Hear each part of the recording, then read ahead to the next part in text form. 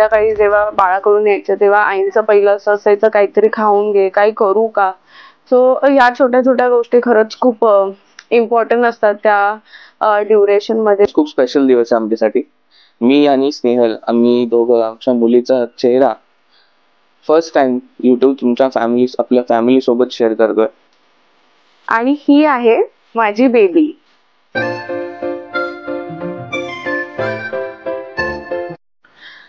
नमस्कार सर्वांना. आजच्या नवीन ब्लॉग आणि माझं चॅनल स्नेहल आणि सुमित मध्ये तुमचं मनापासून स्वागत आहे. आय होप तुम्ही सर्व मजेत आहात आणि नेहमी मजेतच राहा. आजच्या ब्लॉग मध्ये मी माझ्या बेबीचा फेस रिव्हील करणार आहे. सो प्लीज शेवटपर्यंत हा ब्लॉग नक्की बघा. Stay tune.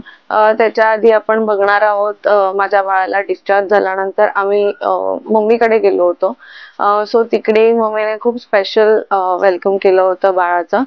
तर तिकडे वेलकम करण्यासाठी ॲज सच फार कोणी नव्हतं घरी, कारण की सुमितही नव्हता आणि माझे इनलॉजही नव्हते. त्याच्या मागे रिझन असं आहे की माझा भाऊ स्वतः एक सिंगर आहे. सो त्याचं सॉन्गचं शूट होतं, जे की आधी सर्व प्री प्लॅन्ड होतं आणि सर्व बुकिंग्स झाले होते, ऑल आर्टिस्ट आणि ऑल कॅमेरामॅन्स. तर वर्क कमिटमेंट्स फॉलो करायचे होते म्हणून ते आमच्या गावी होणार होतं, म्हणजे माझ्या सासरच्या घरी सांगलीला. सो म्हणून मग ड्यू टू कमिटमेंट सुमितला आणि इनलॉजला माझ्या जावं लागलं होतं. सो म्हणून फार असं ग्रँड असं नाही, बट जितकं जमलं तितकं मम्मी पप्पांनी आणि माझी दोन्ही आजी होते, मम्मीची मम्मी आणि पप्पांची मम्मी. सो ते आमच्यासाठी वेलकमसाठी होते. सो येस, मी सगळ्यांना मिस केलं, बट स्टील काही कारणांमुळे ते पण खूप जास्त मी त्याचाही चॅनल मेन्शन करेन माझ्या भावाचा. तुम्ही डिस्क्रिप्शन मध्ये बघू शकता. प्लीज त्याच्याही चॅनलला एकदा व्हिजिट करून त्याचे सॉंग्स बघा. तो स्वतः एक सिंगर आहे, कंपोजर आहे आणि लिरिक्स पण तोच करतो. येस, सो फायनली मी सगळी पॅकिंग केली आणि मी शिफ्ट होणार होते कामोठ्याला मम्मीकडे आफ्टर डिलिव्हरी. इथे नव्हतंच मी, जसं की तुम्हाला रिझन आधी मेन्शन केलं आहे.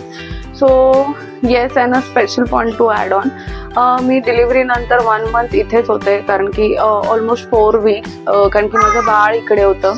तर तेव्हा आईने, जे की माझे mother in law, father in law, सुमितने माझी खूप जास्त काळजी घेतली आणि खूप माझा डाएटचं वेळ पाळली. इवन मी संध्याकाळी जेव्हा बाळाकडून यायचे तेव्हा आईंचं पहिलं असं असायचं, काहीतरी खाऊन घे, काही करू का. सो ह्या छोट्या छोट्या गोष्टी खरंच खूप इम्पॉर्टंट असतात त्या ड्युरेशन मध्ये. So I really thank all of them. खूप छान होती ती जर्नी 4 weeks. त्याच्यानंतर इथून पुढे बाळाची जर्नी चालू होणार होती, म्हणजे बाळ माझ्यासोबत राहणार होतं. सो मला खूप इंटरेस्ट होता आणि खूप जास्त एक्साइटिंग होते मी. सो प्लीज तुम्ही ब्लॉग कंटिन्यू बघा. आपण फेस रिव्हील करणार आहोत बेबीचा.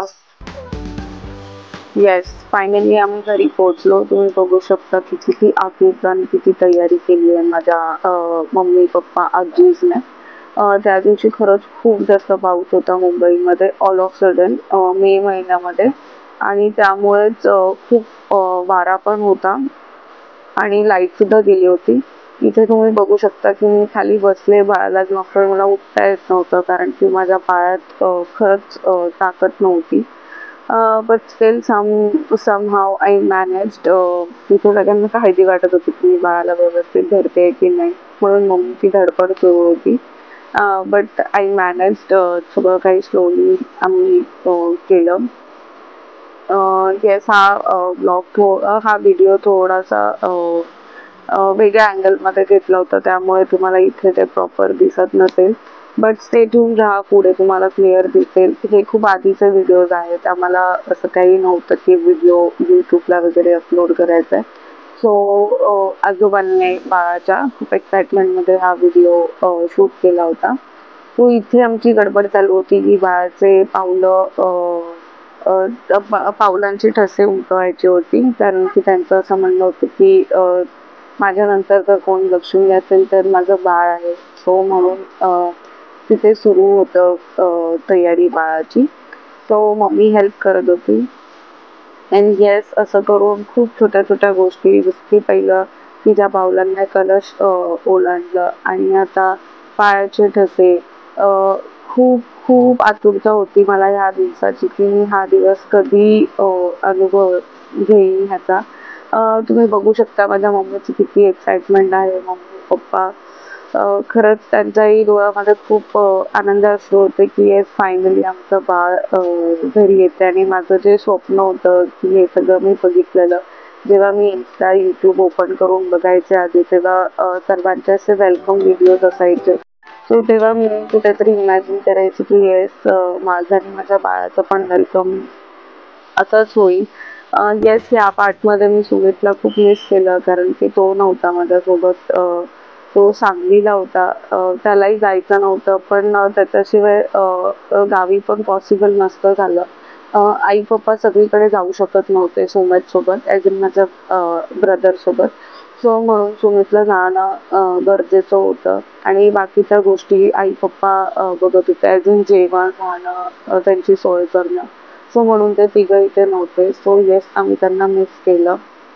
इथे चालू आहे बाळाचं औषध. आणि ह्याच्यानंतर खूप एक्साइटमेंट होती की येस बाळाचा फर्स्ट डे कसा असेल. तरी मम्मी 2 दिवस माझ्याकडेच होती आधी, त्यामुळे ती माझ्यासोबत इकडे आली होती.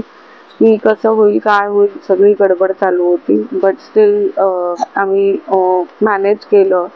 कारण की खूप पॅकिंग आणि सर्व काही करायचं होतं. बाळाचे कपडे घ्यायचे होते. तिला कसं कपडेमध्ये रॅप करून आणायचं, काय न्यायचं, कोणते कपडे आपण घेऊन जाऊया, त्या सगळ्या डिस्कशनमध्ये. आणि प्लस मला घर पण आवरून यायचं होतं माझ्या चेंबूरचं, कारण की डिरेक्टली मी बाळाला घेऊनच इकडे येणार होते.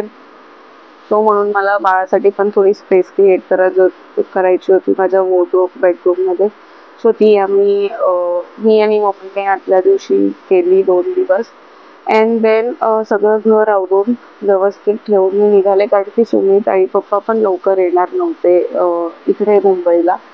सो येस, सगळं बघून आम्ही फायनली कामोठाला शिफ्ट झालो. इथे बाळाचं प्रॉपर स्वागतही झालं. आणि इथे सगळ्यांची अशी घाई चालू होती की बाळाला कधी घ्यायला मिळेल, बट नाही, ड्यू टू स्ट्रिक्ट रूल्स मी तर खूप स्ट्रिक्टली फॉलो केलं की ते नक्की तुम्हाला ब्लॉगमध्ये शेअर करेन. हा आहे माझा बेडरूम.